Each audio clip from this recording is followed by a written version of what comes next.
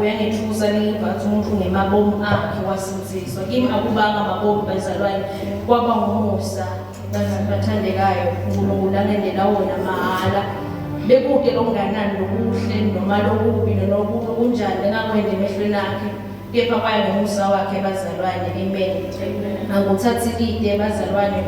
ubitwa ngomfana kaNkulunkulu kuba ngumuntu okade usitono tami lithethelelwa bazalwane amen ngoba amabongo sibonga igama lami ngibongekile ngusitwa ngimali engcwele lamuhla ngicela sibuke kafisha nje emavi lasencwadzini yaJohane bazalwane chapter 15 sitofunda verse 18 bazalwane ona lumedo uqala liqala ngobhalisa ngicela ngifundela verse 18 bazalwane. Hallelujah. John chapter 15. Cela kufundza ku verse 18. Sihloko sithi utondwa nomhlaba. Kufundza kanje bazalwane. Nangabe live liyangidonsa. Nikokhumbula ukuthi laqala ladonsa. Siyabonga baba ngicela lakho namhla kusihlwa. Egameni lenkosi yethu Jesu Kristu waseNazaretha siyabonga baba ngcwele liphefumulelo lenkosi lilungele simakhathi ukuthi ngalo usifundzise usisole kusiyane baba ngulunga wakho konke kuze thina abantu bakho Nkosi sive sakho sike uhlonyiswa ngato tonke indlela kulungela Nkosi kuwena baba umsebenzi lesimiselwe wona Nkosi nakuso lesikhathi phinza baba ngcwele uqondise inyathelo lethu ukuba ushilo baba evini lakho wathi lisibane nyamethetho nekukhanya babendleleni yethu yokugcinisa lenkosi maqala ethu sisahamba babekena ndlela kuze babe bajabe livunyiswe into lakho lengcwele amen amen amen bazalwane umlayelo walamuhla bazalwane nguphe sihloko lesithi kuba ngumfundisi umfundzi being a disciple bazalwane amen la sifunza khona bazalwane ngicela ecaleni ngale chapter bazalwane ngoba kube inkulumo lecubekayo lecaleni kulo verse 1 lapho livela uNkulunkulu akhuluma Jesu Kristu athi mina ngumvilo ngosibili babe ungumlimi onke emagana lakini lathela tithelo longathela tithelo uyawajuba onke emagana lathela tithelo uyawathela ukuze atawuthela kakhulu ngeke ngenza kakhulu bazalwane ofa nje bazalwane sicishe sesayadiya indzaba yaJohane chapter 15 bazalwane ephasi kwesihloko lesithi ke kuba ngumfundzi kuba idisciple yaJesu bazalwane ngithe ngisafundza live lenkosi solo ngiyafunza ngibuka imfundiso Jesu Kristu asenebafundzi bakhe abazalwane ngathola lokuthi Jesu Kristu asesemhlabeni abangeketeli utowenda emaKristu kodwa betela utowenda abafundzi mawufunza incwadi Acts chapter 11 nafunza verse 26 uyasho ukuthi ke bafundzi labase babitwa ngemaKristu bazalwane haleluya losho ukuthi umuntu before abe ngumKristu ufuna enze kuba ngumfundzi noma kuba disciple bazalwane angeke udibite ngeKristu kepha ube ude lama characteristics disciple lokuthi wena uke wathoba phasi kwesandla sasimakathe noma phasi kwesandla saJesu Kristu wafunza indlela yaKristu bazalwane amen la sifunza khona bazalwane kunalamavu lathi hlalani kimi nami kimi njengoba ligani ngeke likwadi ukuthela dithelo ngokwalo kuphela lihleli esicwini kanjalo ke nani kuphela nenihleli nami bazalwane amen la kule sehluko lesi bazalwane kuleli verse leli kunalemutholako lana bazalwane ukuthi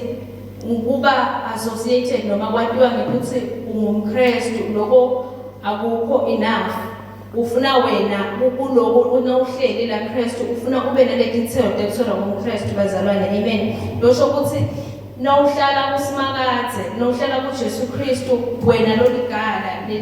lohlunyelelisiwe lakhuluma ngalo baseRoma lakhuluma ngalo Pawulo ukuthi mina bengumncumo wesigaba kodwa ke uNkulunkulu ngemusa wakhe wasiyangihlumelelisa emncumeni wasekhaya bazalwane kule process leyo yekuhlunyeleliswa wena yokuthi ugraft kukuleligala wena gala ukuwe lokuthi ke uyafuna indokubamba ngoba lesithu asibambi ngekhaya kuba ngokuthi ngoba sewuhleli la kuNkulunkulu uyawathela inamafutha ukuthi wena vele uhleli uyavuma yini ukuba nalenhlanganyelo bazalwane nesibuka kulabafundzi baKristu labe bayithola bazalwane kuna Judas siyambona Judas associated naJesu Kristu uyabonakala lapho ngaKristu khona but Judas sesimbuka asibone detail ukuba ngumfundzi waJesu ude lokumqualifya ukuthi angabitwa ngeKristu bazalwane yiko yena asabekise kanjana ligala lelase liyoma bese liyajujwa lingathe detail bese liyajujwa liyoma lithathwe loshisa nesibuka siphetho saJudas bazalwane lisho ukuthi kwaba ngeligala lebengatheli wasuyajujwa kulesihlahla lebahlunyeleliswe kiso kwase uyoma wazofika emaphethelweni kwekufa kwaphakathi bazalwane haleluya lana ke kulo verse 18 bazalwane athi nabe live intonza nikukhumbula ukuthi laqala latonza mina bazalwane khona ukusho lesingesithi sifunza lo verse 18 futhi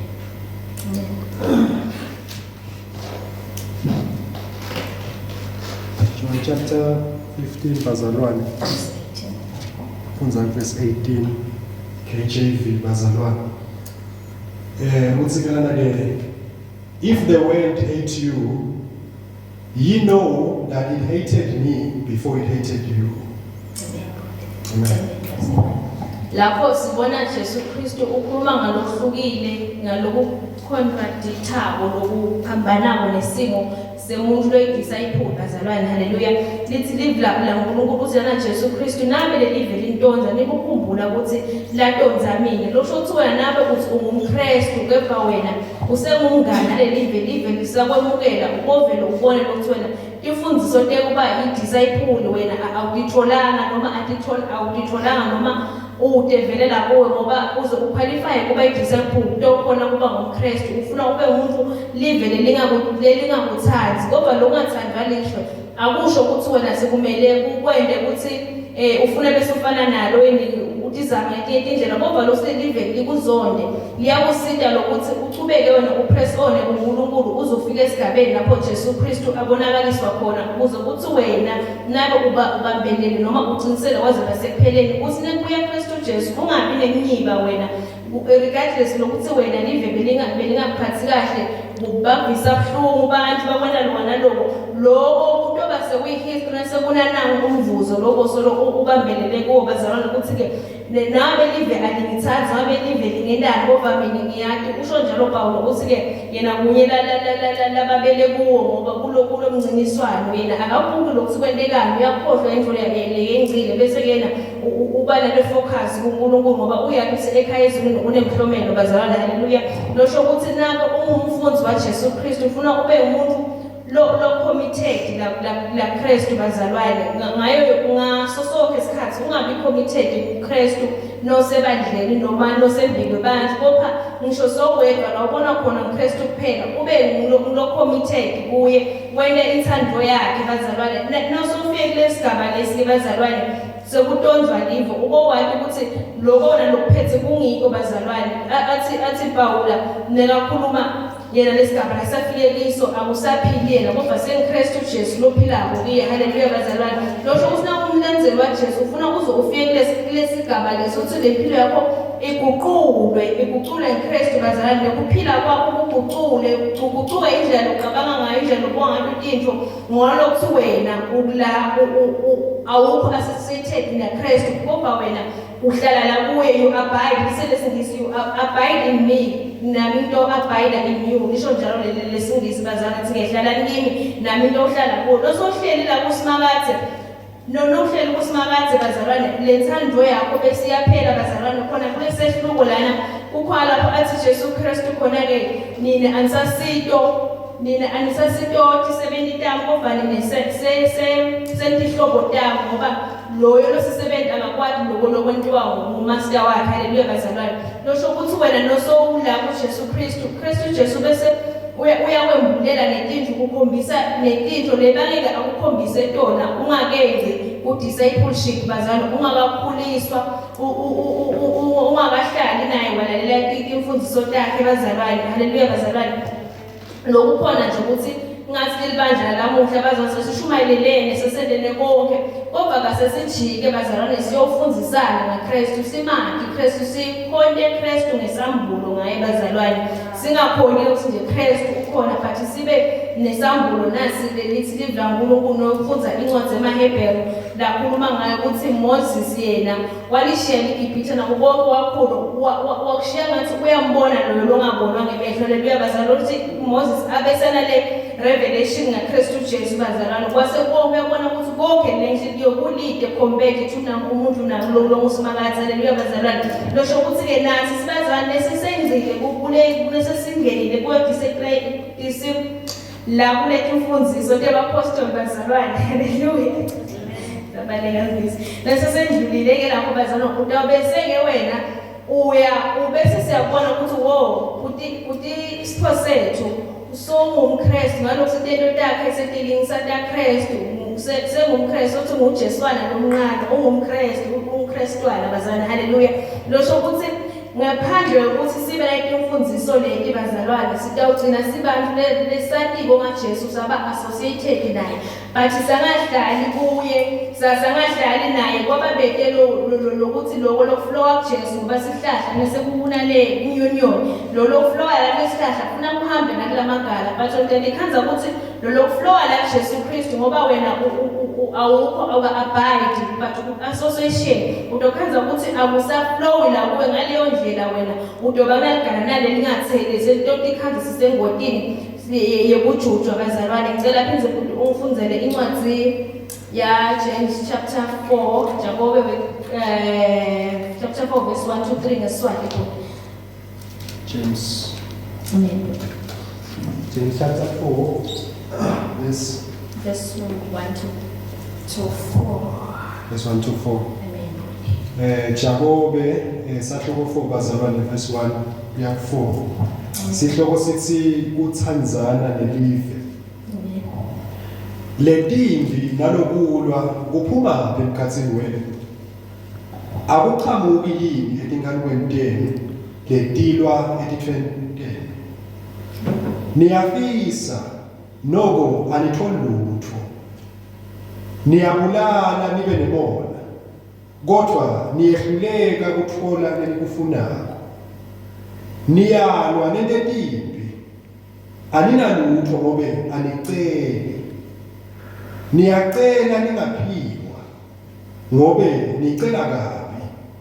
nicelela ukuthi nikucitse etinganweni tenu anikethembeke ninjengetiphini anadi yini ukuthi kuthanzana nelive kubutha uNkulunkulu. Lofisa kuba umngani welive udenda sitha uNkulunkulu. Amen bazalwane. Lo verse 4 bazalwane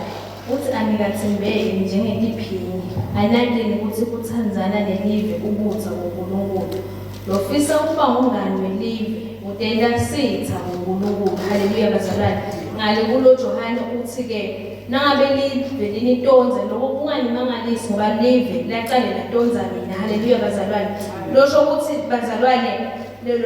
lokucala phakathi kulo uyabuta ukuthi lokudlangudlangu nabo bonke kuvelaphi akuvele etikhanuko enteni letikhanuko ke bazana tivela ekulana kulesigaba sokuthi wena awuka abide kule mvini kodwa wena uassociated nawo. Losho ukuthi indlu lotendako nabo bonke ukujabulisayo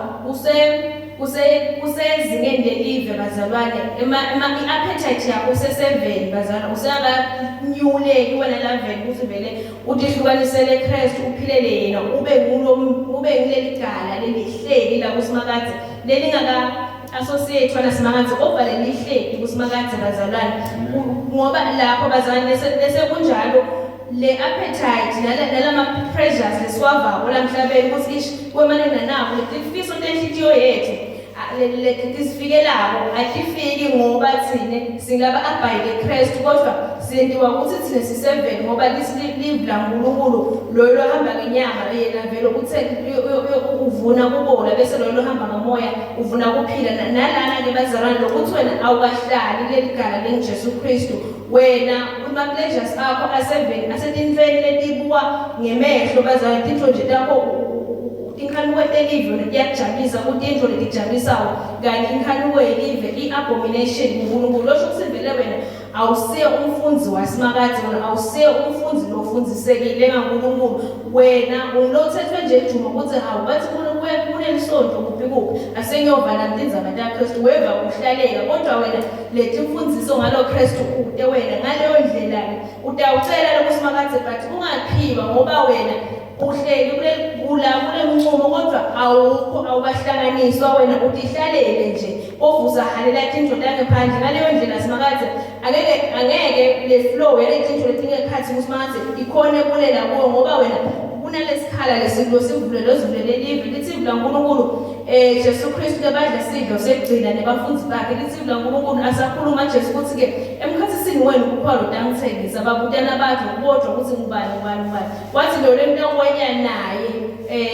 nasinkwa kule ndzebe kwente kanjalo kuye naJudas sokuthi kuJudas ke kwente nephuthuma lolofuna kwena lithi la uNkulunkulu sathana abesangenile osho ukuthi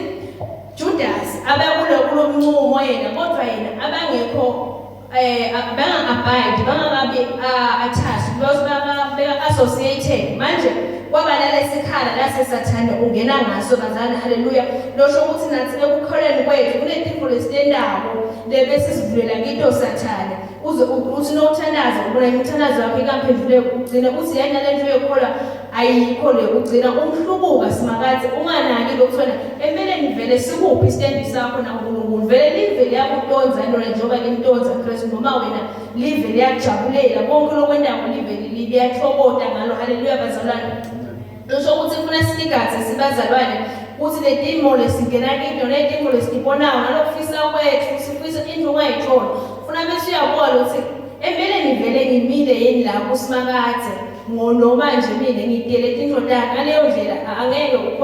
khona simanze ukuthemba ngetinto takhe ngoba uNkulunkulu ubona inhlitiyo noma lamkhathini wethu bongenda ngathi wena uhlanyelelekile nawe ukula kulomvini wena kodwa nangabe simakadze uzakubona ngoba lo mnikati walezivini ngusimakadze bazalwane lo mnqumo nguJesu Kristu wena ungeligala hlukelisiwe kodwa lokhu kawusinto thamba njani angathi uNkulunkulu bazalwane lokhona kujuba. Haleluya bazalwane akusiye Jesu Kristu kodwa uNkulunkulu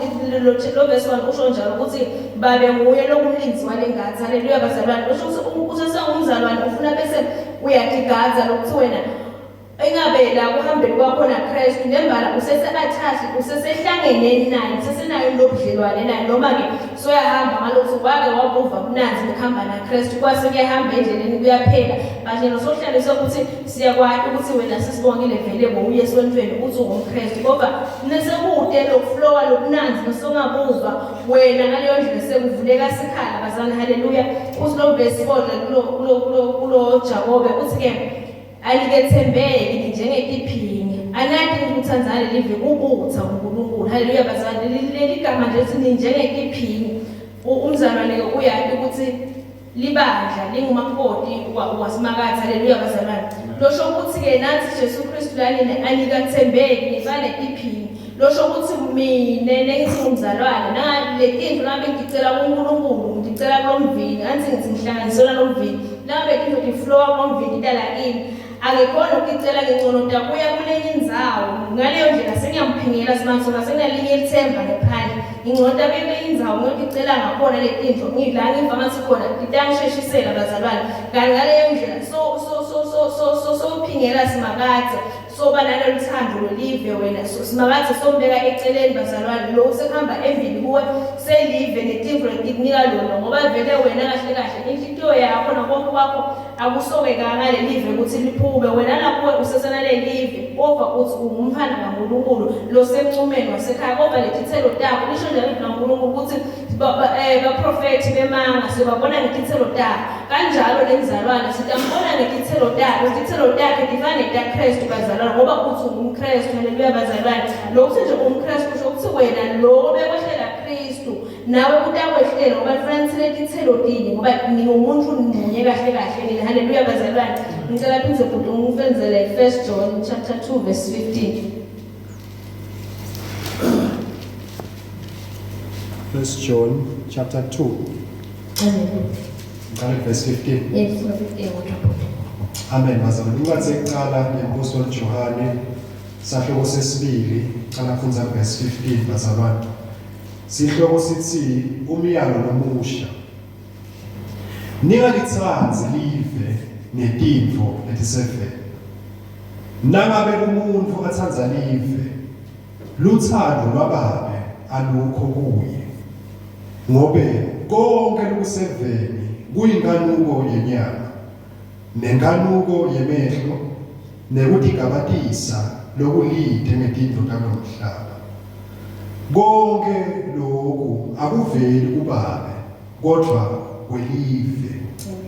amen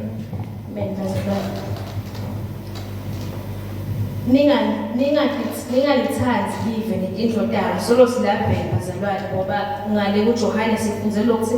live nangabe wena ungumKristu ngeke likuthanze bazalwane amen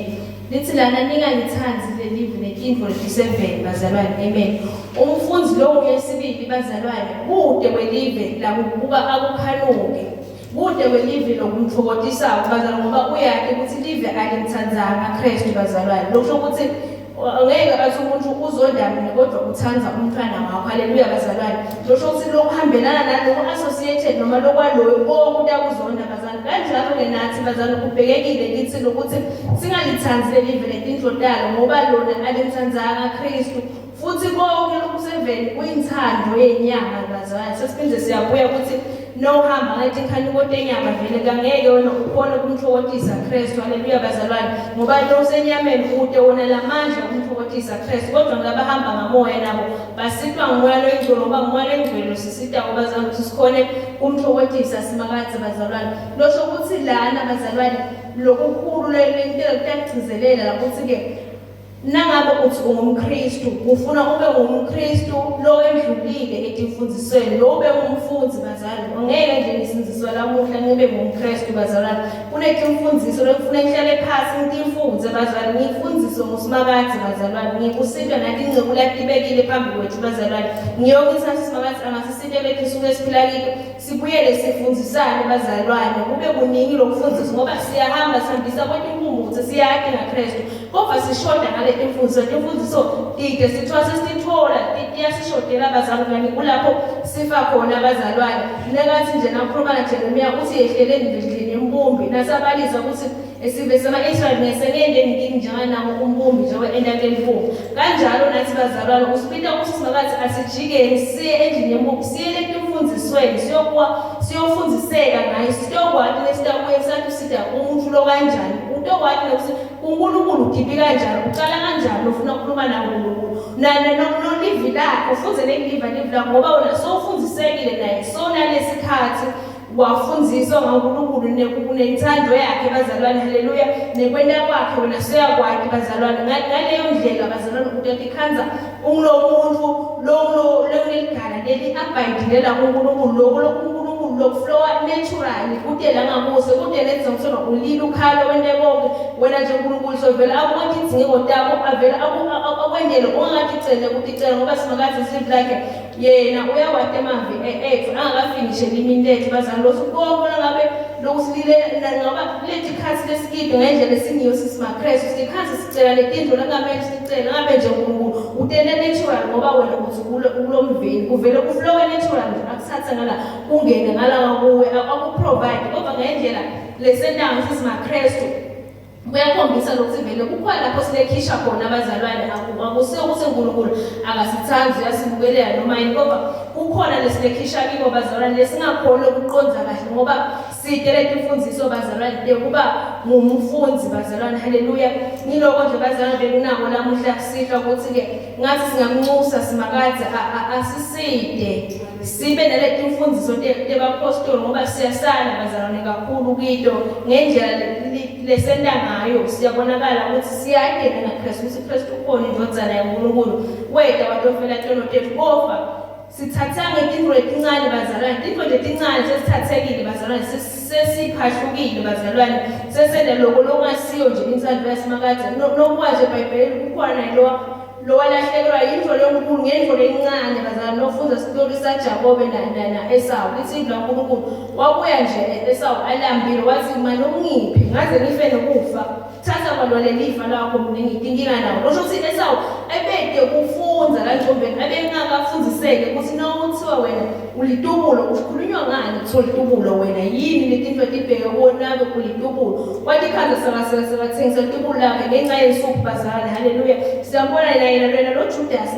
nga-30 pieces of silver bazalwane wathengisa umuntu labanemandla ekucubula inthaba ayibekele umfu bakaPhristu tonke intindlu ngelivi nje umuntu bekenda konke nje instant but njena ngemasendana nje langitethe kwakuthengisa ngalokuthi yena vele thando lwakhe belingekho la kuKristu beseveni nasemalini bazalwane tinkhani kwethu ema-pleasures akhe abefulfilwa dindlo delive bangafulfilwa yinthando yaSimakazi bazalwane kuloko bangcolile benginabo namhla sihlwa uthi Simakazi akasiside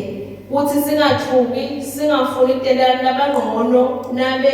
live lisiphendukele singabe sithi hayi besidlala ubuye ngala eveni na usayide nelive wena konke lokho ufuna usayide naNkulunkulu nabe kuthiwa yena Jesu Kristu bamgcoba nabe bamgcobe ngemanje nawe kanjalo umelele ukuthi ugcotshwe ngemanje ukuthi wena ungumKristu nabe bamethuka nawe umele ukuthi wethuke nabe bamshaya nawe kumele nawe ukuthwala lehlazo lokuthi wena ungumKristu nawe ushaye kungabi ngathi wena seyinto ngathi Simakazi sokuhlanekele ngalokuthi-ke sebakushaya sebakuthuka sebakuhleba lokho kungabi into lokukwenda wena unyibe lakholweni kepha wena lokufuna wena upress on welisimu laNkulunkulu ngalo silive langidonsa kanjalo nani litanidonsa lokufuna kube yinto vele loyigadza ushabe livalo nabe wena bonke abantu nje bakuthanda lapho ufika khona abantu bayajabula ushabe livalo bazalwane ngoba lesibuka abafundi baJesu sahambile Jesu nabahamba baqhubeka bafundisa ngelive lakhe kuyavela ukuthi akusibo bonke abantu bayimukela lenzamo labanye bayagqotshwa ngemanje labanye bafakwe ejele